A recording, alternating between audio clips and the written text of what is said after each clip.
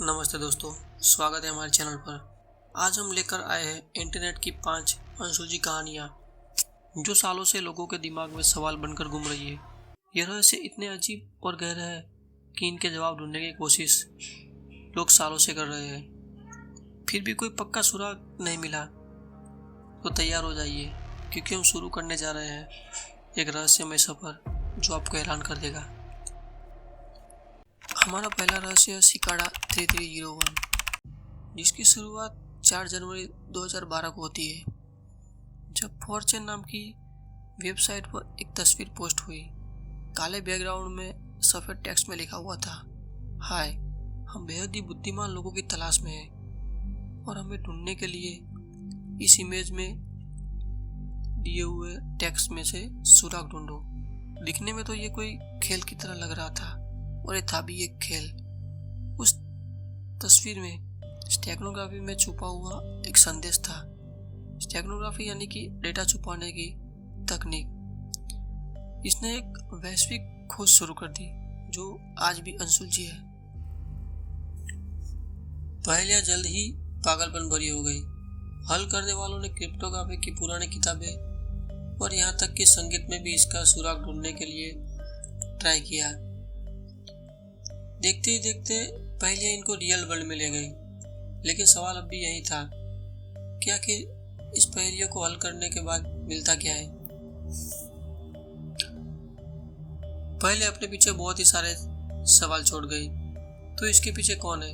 अंदाजे तो गजब के हैं। कुछ कहते हैं CIA या NSA की भर्ती है। वही कुछ लोग मानते हैं कि ये कोई गुप्त संगठन है जो कि ज्ञान के दीवानों को भर्ती कर रहा है, या फिर ये एक मजाक भी हो सकता है। 2017 में सिकाडा ने एक आखिरी पोस्ट किया था जिसमें लिखा था, गलत रास्तों से सावधान, और चुप हो गए। आज तक सिकाडा ने 2017 के बाद एक भी पोस्ट नहीं किया। हमारा दूसरा रहस्य है the most mysterious song on internet. कहानी की शुरुआत होती है 1980 से। एक जर्मन लड़के ने रेडियो पर एक गाना सुना और उसे टेप पर रिकॉर्ड कर लिया।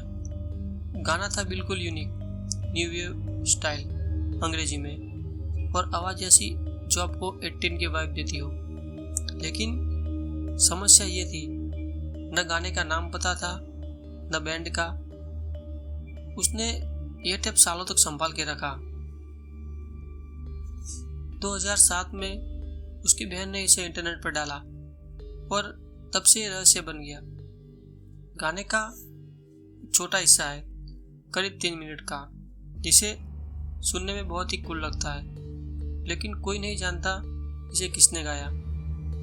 लोग कहते हैं शायद ये कोई अनरिलीज ट्रैक हो या किसी छोटे से बैंड का गाना। थ्योरीज निकल के बहुत सारी आई। कुछ कहते हैं ये गाना रेडियो स्टेशन ने गलती से बजा दिया। कुछ का मानना है ये जर्मनी का लोकल बैंड था, पर कोई सबूत नहीं है। म्यूजिक एक्सपर्ट ने भी इसे सुना, AI टूल्स भी यूज किए, कुछ पता नहीं चला। दुनिया भर के लोग इसे सॉल्व करने में लग गए, लेकिन अभी तक ये रहस्य अनसुलझा ही है। तीसरा रहस्य है John Titor the time traveller. John Titor ये दावा करता था कि वो 2036 से आया है। साल 2000 में इंटरनेट पर एक यूजर टाइम ट्रैवल जीरो ने पोस्ट करना शुरू किया। उसने कहा, मैं एक अमेरिकी सैनिक हूँ और मेरा मिशन सन 1975 में जाकर IBM 5100 कंप्यूटर लेना है। जॉन ने बताया कि 2036 में दुनिया तबाह हो चुकी है, न्यूक्लियर वॉर, अमेरिका में सिविल वॉर। उसने कहा 2004 में सिविल वॉर शुरू होगी और 2015 में रूस न्यूक्लियर हमला करेगा। ये बात सच नहीं हुआ, लेकिन उसकी टाइम मशीन की डिटेल, एक 1967 एक कार और फोटो ने सबको चौंका दिया। मार्च 2001 में उसकी आखिरी पोस्ट आई और वो गायब हो गया। कुछ कहते हैं ये सिर्फ एक वॉक्स था, शायद कोई क्रिएटिव राइटर होगा, लेकिन IBM के इंजीनियर्स ने ये कंफर्म किया कि जॉन ने कंप्यूटर की जो खासियत बताई थी जो तब पब्लिक को नहीं पता थी। तो क्या जॉन सचमुच टाइम ट्रैवल था? हमारी चौथी मिस्ट्री है grave robbing for morons. Grave robbing for morons ये एक 27 मिनट का वीडियो है जो 1990 के दशक में बना था। इसे बनाया था एंथनी मार्टिन ने, जो खुद को प्रोफेशनल ग्रेव रॉबर कहता था। वीडियो में वो सिखाता है कि कब्रों से कैसे हड्डियां चुराई जाए। एंथनी एक काले हुडी में नकली हड्डियों के साथ दिखता है। वो बताता है कब्र खोदने का सही वक्त, औजार और यह भी कि हड्डियां बेचकर पैसे कैसे कमाया जाए। लेकिन सवाल यह है, क्या ये सस्ता या सिर्फ एक डार्क ह्यूमर? कुछ कहते हैं एक क्राइम को बढ़ावा देने के लिए था। एंथनी कौन था? ये आज भी एक रहस्य है। कुछ का मानना है कि वो क्रिमिनल था जिसने जेल में वक्त काटा। वीडियो के बाद वो गायब हो गया। कई देशों में ग्रेव रॉबिंग गैर कानूनी है। हमारा आखिरी टॉपिक है बिटकॉइन फाउंडर। 2008 में जब दुनिया आर्थिक संकट से जूझ रही थी, तब एक अनजान शख्स ने सतोशी नाकामोटो नाम से एक वाइट पेपर रिलीज किया। इसमें था बिटकॉइन का आइडिया, एक ऐसी डिजिटल करेंसी जो बैंकों और सरकार से आज़ाद हो। 2009 में बिटकॉइन लॉन्च हुआ और सतोशी ने इसके पहले कोर्स लिखे, लेकिन उसके बाद वो गायब हो गया। सतोशी कौन था कोई नहीं जानता। कुछ कहते हैं वो जापानी था, पर उसकी अंग्रेजी इतनी परफेक्ट थी कोई नहीं कह सकता कि वो जापानी है। कुछ मानते हैं वो एक टीम था, ना कि एक इंसान।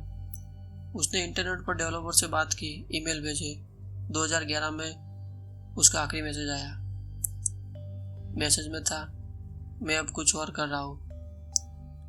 सतोशी के पास 10 लाख बिटकॉइन थे, जिनकी कीमत आज अरबों खरबों में है। लेकिन हैरानी की बात यह है कि आज तक उसका यूज नहीं हुआ। कई लोगों का कहना है सतोशी की मौत हो चुकी है। वही कुछ लोग मानते हैं कि सतोशी चुपचाप बैठ के दुनिया देख रहा है। अभी तक भी सतोशी का रहस्य अनसुलझा ही है। तो दोस्तों, ये थे हमारे 5 अनसॉल्व्ड मिस्ट्री। अगर आपको ये वीडियो पसंद आता है और हमारे टॉपिक पसंद आते हैं तो हम इसका पार्ट 2 भी लेकर आएंगे।